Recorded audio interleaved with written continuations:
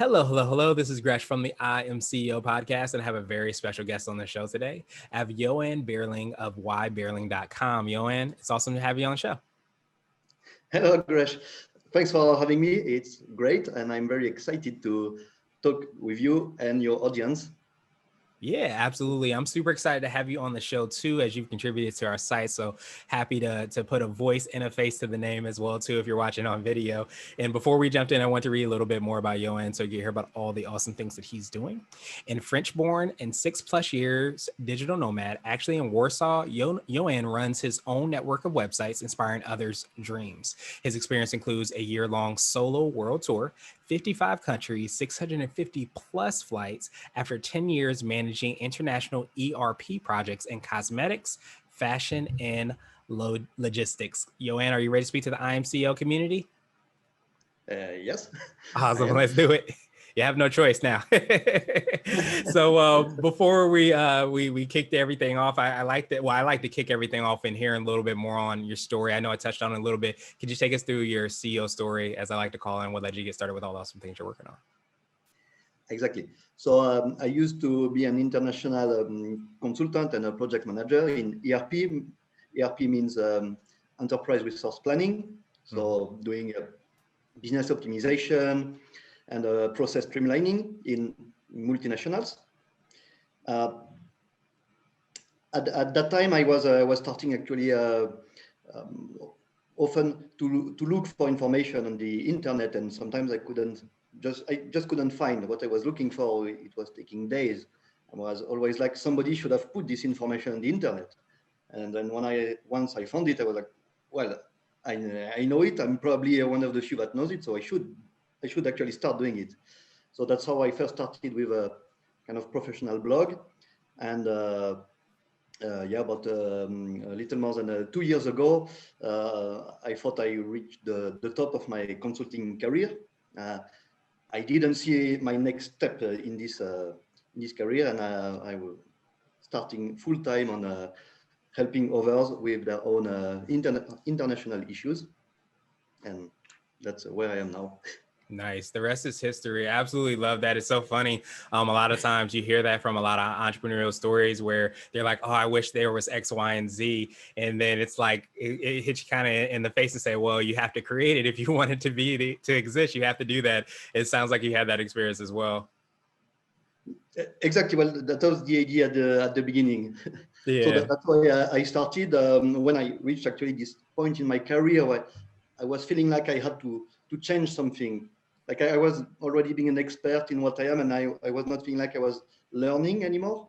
Mm-hmm. And I didn't see my next step there. I thought, well, why not try full time to do it my own way. Yeah, absolutely. I love that. And I'm sure a lot of people that are listening to that as well, too. If you feel like you've reached a ceiling or you feel kind of frustrated, you feel like you're not learning more, go start a business and try to create what doesn't create. That's a lifelong process of learning and growing and getting better. So I love that you do that and you help so many other people do that as well, too. So I wanted to drill down a little bit deeper. I know I touched a little bit on your network of websites. Could you take us through a little bit more on what exactly they are and how exactly they serve the clients you work with? Yeah, of course. So my initial website was actually at the beginning, 10 years ago. I opened it as my online CV when I was looking for a job. Then when I was on the job, I turned it into a professional blog, and from there it became like my main website. As I was traveling a lot as an international consultant, I also started another blog, like kind of travel blog, where I was sharing my pictures. I had, these thousands of pictures from everywhere in the world. And I was like, they're just hanging in my phone. Why not try to do something with them? So I started on the side kind of travel blog, and yes, and every time I wanted to write about a new subject, I was like, well, why not open a website and see how it goes? Yeah. And it's a lot of trial and error, but that's how it starts. Yeah, and you'd be surprised, and people that maybe haven't done that or listening to this, like how much you learn. Because I feel like every time, and I'm definitely sure you can probably attest to this. Once you do the first one, that's usually the hardest one, and then the next one, you take that experience that you have, even if it didn't work out how we wanted it to, and you can use it for the next one, and then you start to build that experience from there. Exactly. So actually, when you start a website, you don't really know what will work. You know what you want to do, but what you want to do isn't always what finds its own audience and works the way you want it to work. Yeah, absolutely. Absolutely. So I wanted to ask you now for what I call your secret sauce. So this could be for yourself personally or your business, but what do you feel kind of sets you apart and makes you unique? Well, for sure, translation. So I personally speak 5 languages, and all my websites are translated in several languages, and that's for sure very important. That's what I wanted also at the beginning to bring as much possible information and value to as many people as possible. And not everybody speaks English, or not everybody speaks another language, and I'm trying to get the information delivered to as many people as possible.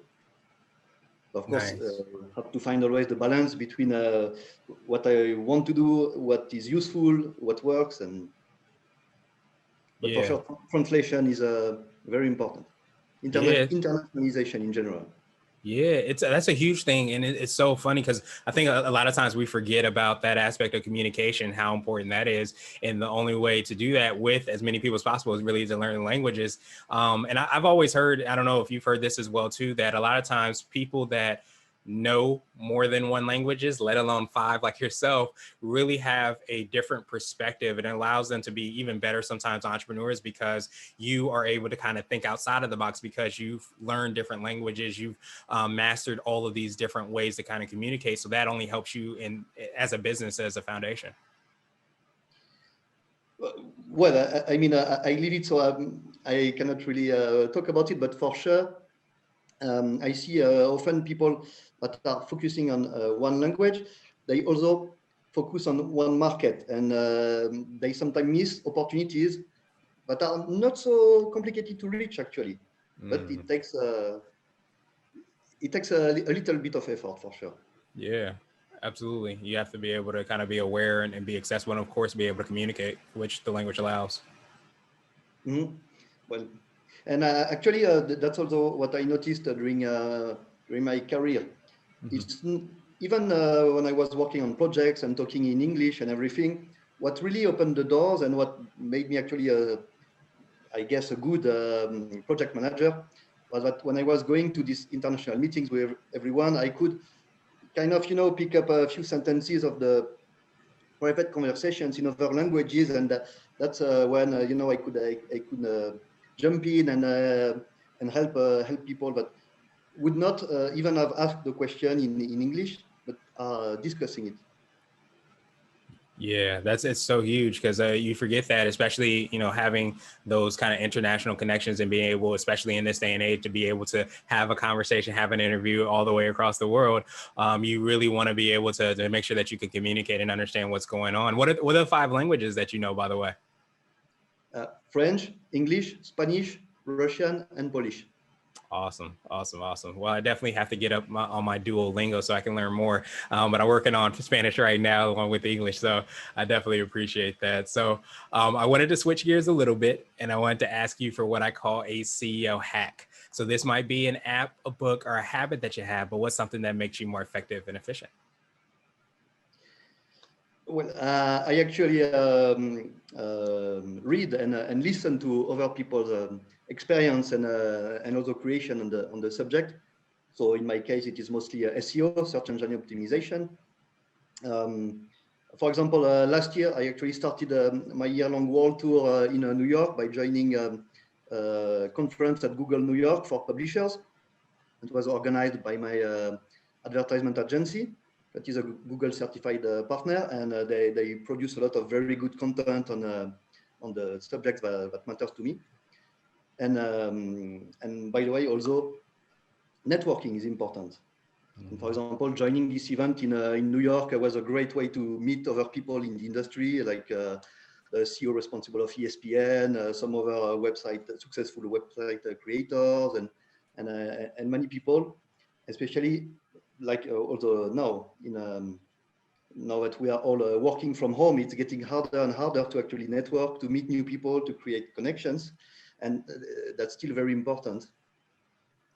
And that's on one side, it's what I like with the current situation. We had the opportunity to join a lot of online events, but would have been otherwise only physical events and not even shared on the internet. We were able to join them, to listen more, but it's much harder to network via online conferences. Yeah, you're absolutely right, and that's something that still is kind of in the new age, kind of like a newborn, where you're trying to get those and develop those connections and those relationships, as you touched on as well too. It's beautiful that we have the opportunity again to kind of go literally anywhere in the world via Zoom or all these other kind of video conference systems, but there still is kind of some opportunity, I guess you can say, to really deepen those connections. So it's great to hear that you've been able to do that, and being able to kind of course go to conferences pre-COVID, allow that opportunity to really deepen it and create those connections and learn more about SEO and all of those aspects. Mm-hmm. Exactly. So, but it is still very important to read and to watch videos, or but to keep connected with the changes and check what happens, what other people are doing. Yeah, absolutely, especially in SEO. Yes. Nice. So I wanted to ask you now for what I call a CEO nugget. And this could be like a word of wisdom or a piece of advice. It might be something you would tell a client, or if you hopped into a time machine, you might tell your younger business self. Start earlier.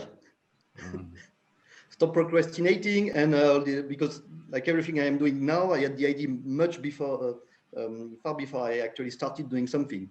And if I had started earlier, it doesn't have to be a lot. Like instead of watching a movie on the weekend, write a business plan. But start early. Don't wait. Yeah. That's powerful, and it's so funny because I love how you added in that part too about it doesn't have to be like take over the world on day one. It could be just not watching the movie, doing the business plan. And I think so many times when we have this idea, we see like the whole entire mountain of what we want to accomplish, not seeing each of the different steps, each of the seeds we have to plant so that it becomes that. And that's really what makes the mountain. It's not an overnight thing that happens where you progress and you're all the way at the top of the mountain on day 2 or 3. Exactly. Often. And actually, talking about mountain, it's the same. Like for example, for fitness, instead of saying I cannot go to the gym, I don't have time, not have abandonment. Well, in front of your TV, you can just do five push-ups a day. It doesn't take a lot of time. It's the same for any business idea. You can do a little bit, even while doing something else, but you have to start.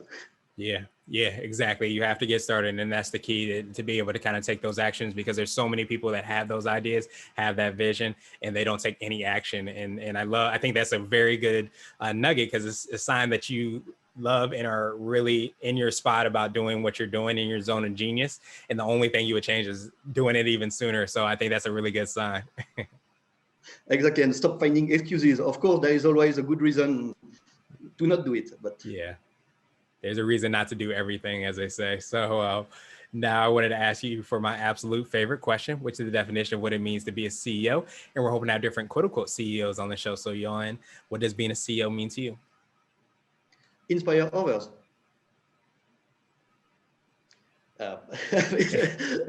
It's as simple as that. Being a CEO is inspiring and helping others reaching at least a part of what you did reach, like teaching others and helping others. But nobody reach any point alone. Yeah, I mean, even if you go there alone, you learn something before. You didn't came there alone. Somehow, at some point of time, somebody helped you, and be the one that helped somebody else reach his own mountain. Yeah. Reach the top of his own mountain. Yeah, and it's so huge, and I'm glad you spoke to that, because I think so many times, like we talked about with your hack, we don't realize that there's so much information out there, and even if you're self-made and you did it by yourself, so to speak, if you can't see me, I'm doing air quotes. The reality is that you might have listened to a video, you might have had a conversation with somebody, you might have read a book. All those opportunities are ways that you can inspire other people and get inspired ourselves, and we often can look back at those things. So I love that definition and that perspective, because it speaks to that and speaks to the many ways by which we can be inspired, and how we have the power within us to do that just for so many others as well. Yeah, exactly. And that's what I like to do, like to help other people to see them growing as much as possible. Mhm. But everybody can do that, can help a little bit, and you always learn from others. The more you give, the more you get as Yeah, well. absolutely. It's hard to explain, but you have to do it to feel it. But Yeah, you get it. Like, a lot of times people don't realize the best gift in the world is actually giving, because you get to see somebody really, learn, you get to see them inspire, you get to see them live their dreams as you do so well. And really, when you get that opportunity to give, it's crazy, because it comes back, as you said, sometimes a lot bigger than what we give out. So it's so important to kind of lead with giving in so many different ways. And then you'll start to see the kind of the fruits of all that giving. exactly. Awesome. So yeah, for me, that's the most important about it. Being a CEO, Yeah, I inspire absolutely love others. that perspective. Well, awesome, awesome. Oh, I appreciate that definition. I appreciate your time even more. What I wanted to do is pass you the mic, so to speak, just to see if there's anything additional you want to let our readers and listeners know, and of course, how best they can get a hold of you and find out about all the awesome things that you're working on. Sure. Yep. So I create websites, content, online courses, and if any of your listeners need help in that way, they can for sure contact me. I am sure that you will add my contact information at the end. If they want to do more to get further, I'm happy to help them reach their target audience. Awesome, awesome, awesome. Well, I definitely appreciate that, Yoan. We will have the links and information in the show notes as well, too, so that everybody can follow up with you and see all the awesome things that you're working on. And let's not forget, too, you do speak 5 languages. So if you speak any of those languages as well, too, definitely reach out to Yoan. Well, I truly appreciate you again, my friend, and I hope you have a phenomenal rest of the day. Well, thank you. I hope so too. The same to you. And yeah, let's hope everything will get better. Yes, that's hope so. I think if we have that mindset, it definitely will. So, all right, and I'll cut it off here. Hello, hello, hello. This is Gresh again from the I Am CEO podcast, and we had a phenomenal interview with Yoan Berling of whyberling.com. Yoan has loads of experience. He's done so many things, which you definitely have to check out the podcast interview to see and hear all the awesome things to do, and all the languages he speaks as well too. So, Yoan, for people that might just be listening to this bonus section, could you tell us a little bit more about yourself and what exactly you do to help support clients? Yes. Hello, Gresham. Thanks a lot for the opportunity. So I am an online publisher for now more than 2 years. Before that, I used to be an international consultant in ERP project implementations. And I am now sharing my international experience with my audience on several websites about the topics I love. So I mostly create content about what I'm actually interested in. So business, technology, travel, sports, entertainment, everything that I come through.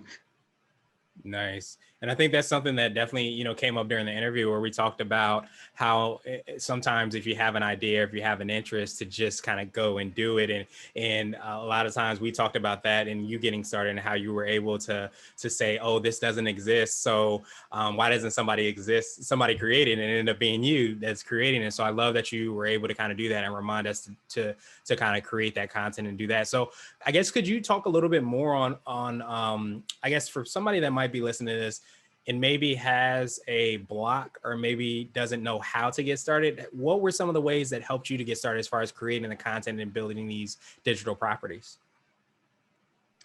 Yes. So first of all, I get inspired by what I am looking for myself. So whenever I go on Google and I do a research, if I have to scroll a little bit, it takes me some time to get the answer I want. I'm like, well, maybe I should have written the answer I was looking for after I find it, of course. So when I find a solution, that's probably a good idea, like to record your steps. So what you were looking for, what you found, um, what it we really solved and how, and simply write it down, create a blog post or whatever. Nowadays, you can create blogs for free on many different platforms, and but have this already written down and organized, so you can reuse it later. Nice. I absolutely love that because I think, at the heart of entrepreneurship and business, a lot of times we forget it's all about kind of solving problems. So I love the practicality of that because if you're looking for something and you can't find the answer to it, you're frustrated. Or as you said, you have to keep scrolling. You go on page 3 or page 4, or even maybe on a very long post and you don't find what you're looking for, it gets frustrating. So once you find the answer, as you were able to do in your business and everything that you're doing, then that provides an opportunity of something you can create. And then it sounds like things start to snowball from there. Exactly, and I mean anybody can do it in any niche. So we call it a niche on internet, so a specific topic. Like, it doesn't matter what it is. It can be feeding your pet or taking care of your garden, or anybody can do it. Can knows something and can share this knowledge if he wants Yeah. to. Yeah, absolutely. And I think and definitely correct me if I'm wrong. It kind of seems like in this day and age, people are searching for literally anything that they want.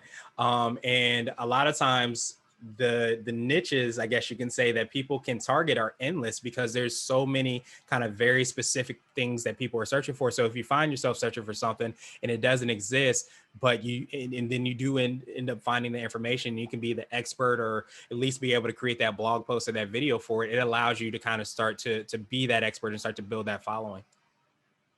Exactly, everyone is an expert in something. Maybe he doesn't notice it, but we all know something. Maybe it is just you are maybe just an expert in putting milk on your cereals. I mean, Yeah, right. everything is possible, but everybody is an expert in something.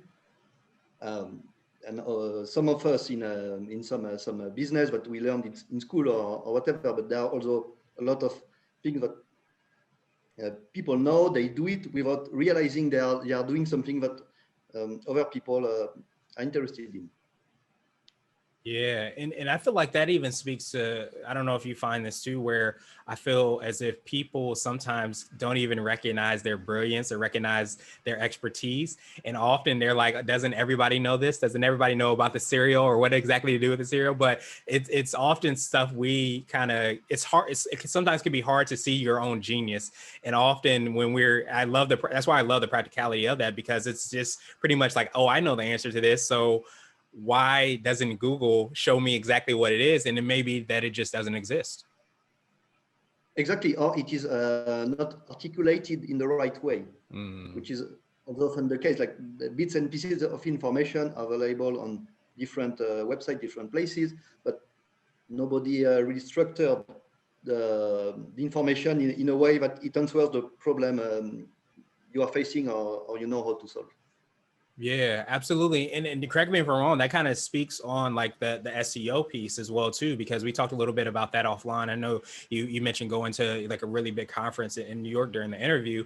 I feel like that also speaks to, I feel like, we talked about the different languages that, I feel like Google in and of itself is kind of its own language. And when you talked about structuring the content and making sure that people can find what they're looking for, that kind of sounds like something that would be aligned with SEO. Am I correct?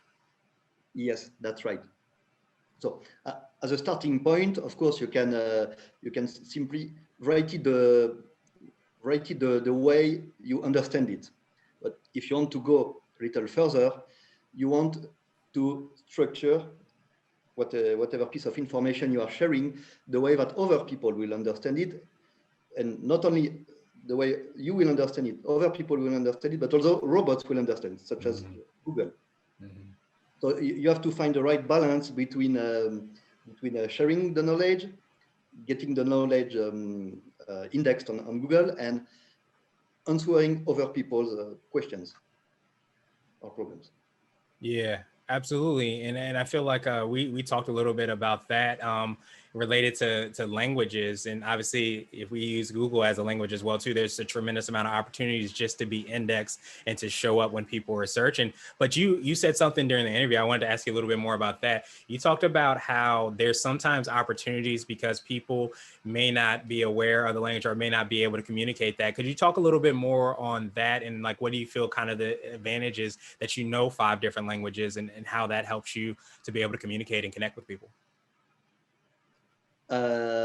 You mean in the real world? Or? In the real world or in the SEO world too? Well, in the SEO world, especially, yeah, it's very important to realize that whatever you create is not automatically translated. So if you look for an answer in your language and you create a piece of content, maybe you can also find an audience that is interested in this answer, and an audience that will never look in the language in which you are looking for. And of course, depending on the content and on the niche, it can be more or less interesting in different places of the world for different languages. But for sure, if you never translate your content, you will never know if there is a potential audience or not. And Yeah. as long as you are not doing it, you actually only work on one specific market, which is your language, and you are missing on the opportunity of sharing more with the rest of the world.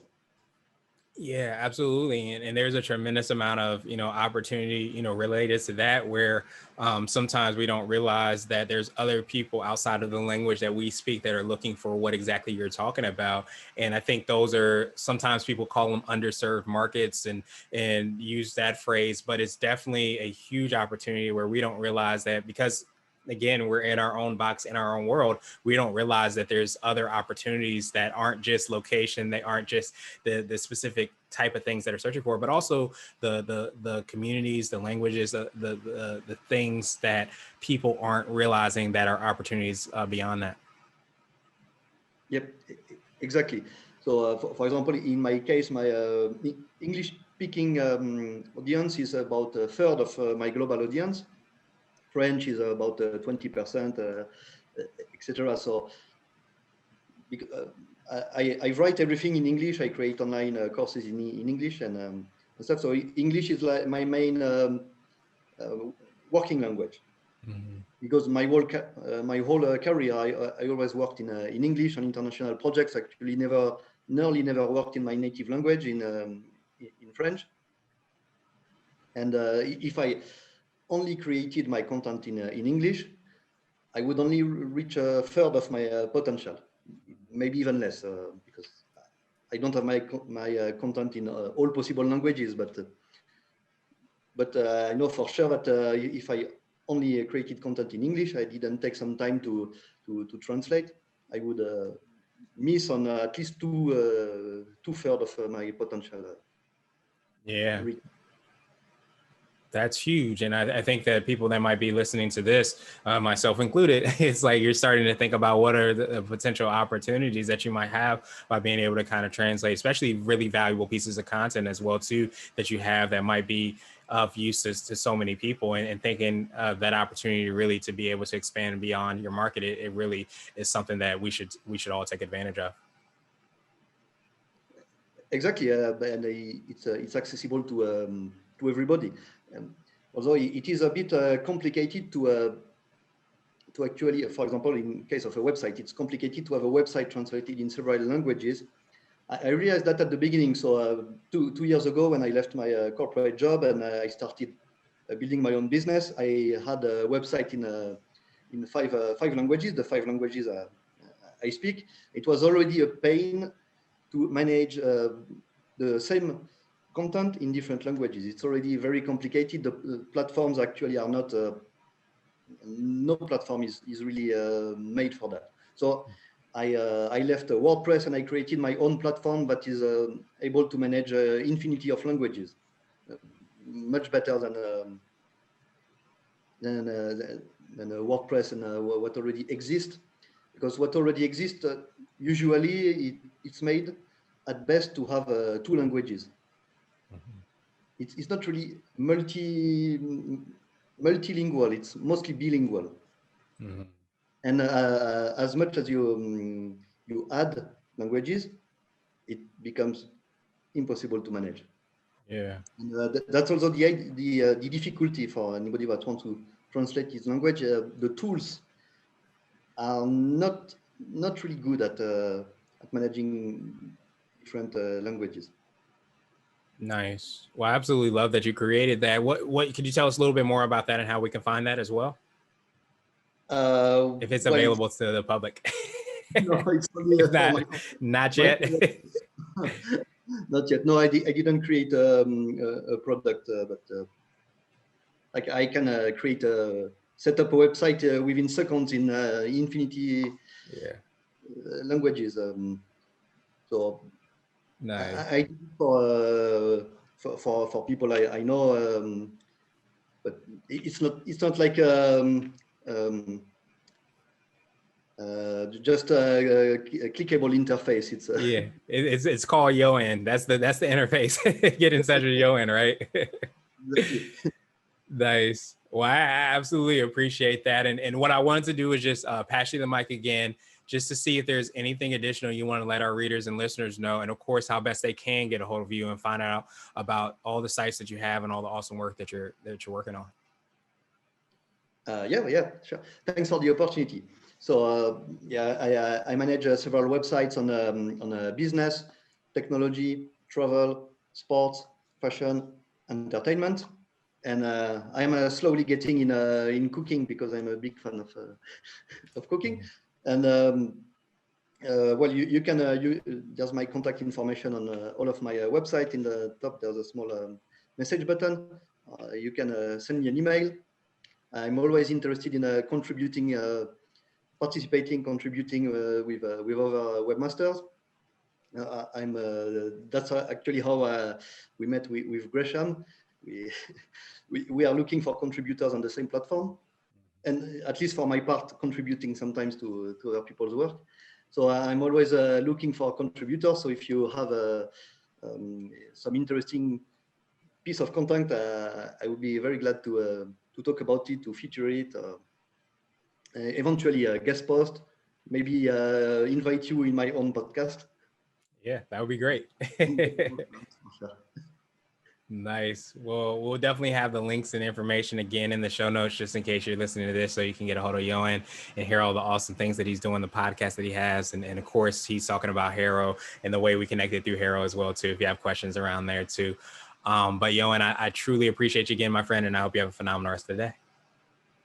Yeah, thanks a lot, Gresham, for the opportunity. It was great talking with you and seeing you on video camera. Yeah, absolutely. Absolutely. It gives us a better connection. So I appreciate it.